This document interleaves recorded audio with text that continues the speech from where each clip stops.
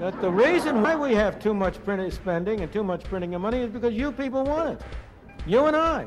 We're citizens. We run this country. If Congress has been voting higher and higher spending, why? Because it has been politically profitable for them to do it. The problem is we have met the enemy, and they is us.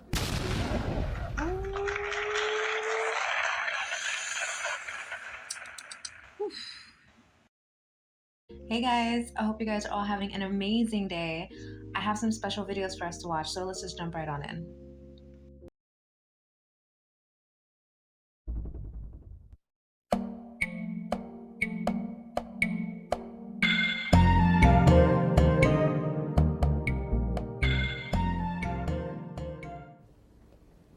Yes, sir. In a recent interview of U.S. News & World Report, Secretary of the Treasury Blumenthal blamed our current rising inflation in a large part on our foreign trade and unions. He did, however, say that the government was little to blame. Would you like to comment on that? Yes?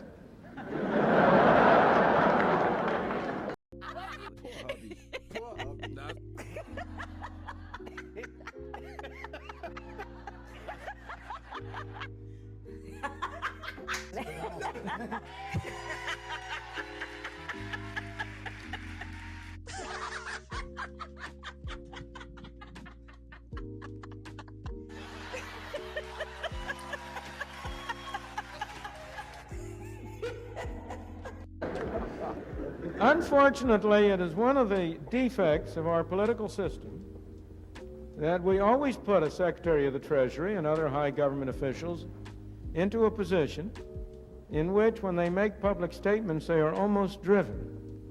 Well, what's the word I want to use? I want to use a polite word, equivocate.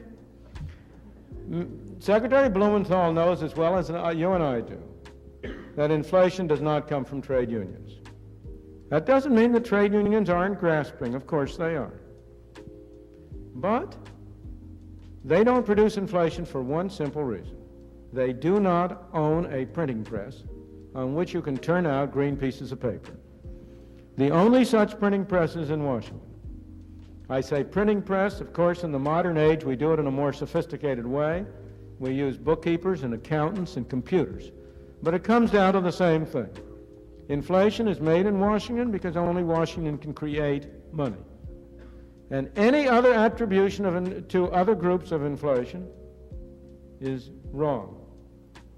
Consumers don't produce it. Producers don't produce it. The trade unions don't produce it. Foreign sheiks don't produce it. Oil imports don't produce it. What produces it is too much government spending and too much government creation of money and nothing else. Yes, sir.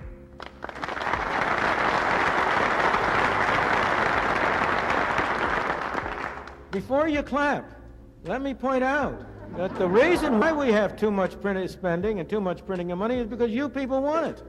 You and I. We're citizens. We run this country. I don't care what issue you got with black women. Your mama's a black woman. How about that? Let's start there. I don't care what, and I'm talking to the men right here. Your mother is a black woman. Don't forget that. Don't forget that your sister is a black woman. And as a black man, I stand proudly with Kamala Harris this morning with tears in my eyes. It means so much to me. Do you know that lady picked up the phone and called me when my son died? How about that? You're gonna look real crazy being on the other side of that line, particularly as a person of color. My mama just told me the fabulous news. Mama, how many white women was on the call for Kamala? Over 200,000. Over 200,000 white women got on the call in support of Kamala Harris. And how much money did they raise? Over $8 million. Over $8 million raised. Come on, white women! Yes! If Congress has been voting higher and higher spending, why? Because it has been politically profitable for them to do it. If they have been voting higher spending and not voting the higher taxes to pay for it, why?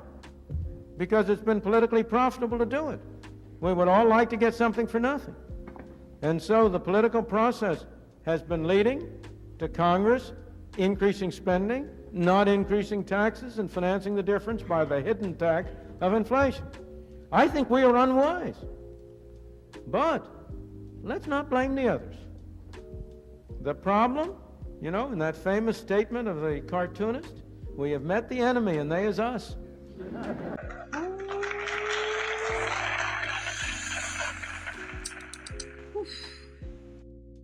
Right. Our money comes from Washington, which is where our government lives. Our government is in charge of how our money is being spent. So why is Kamala Harris telling us that inflation is due to price gouging? And Biden was saying the same thing too, that inflation is due to these businesses increasing their prices. The businesses are charging more because they're being charged more. And who's doing all the charging? It's you guys. It all comes back to you. But this is what y'all wanted, right? All right. Crime. And in this case, you're writing not only about African Americans, but about low-income people generally. In the United States, murder rates, rates of infection with venereal diseases, and rates of teenage pregnancies were among the social pathologies whose steep declines were suddenly reversed in the 1960s. Nowhere was rampant violence and other social pathology as common among low-income people in the first half of the 20th century, when they were more deprived, as in the second half, when the welfare state had made them better off in material terms, close quote. Again, it's not the intention of anybody enacting the welfare state to cause increases in violence, but it happened. Yes. What was the disconnect between intentions and what emerged? Oh heavens! They misdiagnosed the causes of things, and therefore they misdiagnosed the effect to expect. For example, in the case of venereal diseases, sex education was introduced on a mass basis in the 1960s, and when the arguments for doing it were one, to reduce the level of venereal diseases and of teenage unwanted pregnancies, and both those things had been going down on their own. That is, and by 1960, the rate of infection for venereal diseases was something like half of what it was in 1950. And then they bring in the sex education, and it turns around and shoots up. Among blacks, the homicide rates among black males declined by 18% in the 1940s. I want to pause it right there. I know that they're saying that the intent was probably good, but I don't believe them. I don't trust our government. You never want to trust in government. That's how you end up with a communist country. No, I don't trust in the government. And I do want to make a separate video based off of the deep state, CIA, MK Ultra and all that, because I am fascinated by that and just how much we're not shown, how much is hiding in plain sight. But why, if the rate of teenage pregnancies was already on a declining rate, why would you introduce sex education in their schools and bring the topic to the forefront? Like, why would you do that? And during this time, they were doing MK Ultra studies on how to manipulate our minds. That's a video for another day, but don't trust in the government. I do question their intention for why they even did that in the first place. Declined by 18% in the 1940s, by 22% in the 1950s, and then skyrocketed in the 1960s, wiping out all that progress. And they had a different view of the world, and their view just did not meet the test of time. One more instance of this kind of retrogression, the family. Again, discrimination and disparities. As of 1960, this one, I just find this one heartbreaking. As of 1960, 2/3 of all Black American children were living with both parents. That declined over the years until only 1/3 were living with both parents in 1995. Among Black families in poverty, 85% of the children had no father present, close quote. So it's not the legacy of slavery that destroys the African American family. It's the legacy of the welfare state. And by the way, we see illegitimacy rates rising among everybody. Yeah, and in other countries. And yeah, the very same thing in England. I'm sure, yeah, the Western world. What's the mechanism? Why does the welfare state dissolve the family structure? For one thing, it makes it unnecessary for fathers to support their offspring. And in fact, it makes it counterproductive in many cases. A very poor man who might be able to support his family realizes his family will be better off without him. But on the other hand, someone who's strictly irresponsible, either the man or the woman or both, now pays no price for being irresponsible. The taxpayers pay the price. Bars. Now, I don't know if he's a rapper, but he's spitting bars. You don't really think about that. A poor man that would be able to provide for his family, he leaves his family, abandons his responsibilities, or the wife is just tired of him and she's like, I can get paid from the government. You know, I don't need you anyways. Whichever way it goes. Now it's a single parent household, and because of their bad decisions, the taxpayers pay for them. It's crazy. Pay the price. And actually the harm done to the taxpayers, which is serious, still is not comparable to the harm done to the families, especially the children. To the kids. Yeah. I want to give some examples of how these policies could be hurting us more than it does help us. Starting with minimum wage. Before minimum wage, you saw Americans excelling faster from low class to middle class to beyond, really. And why is that? Because these companies were able to hire on as many as they wanted or needed, fully train them, and next thing you know, that person's taken over the company. Of course, it helps the employee as well because they're able to enter the job field with little to no experience, be fully trained, and now they are able to either excel within that company or to take their skills elsewhere.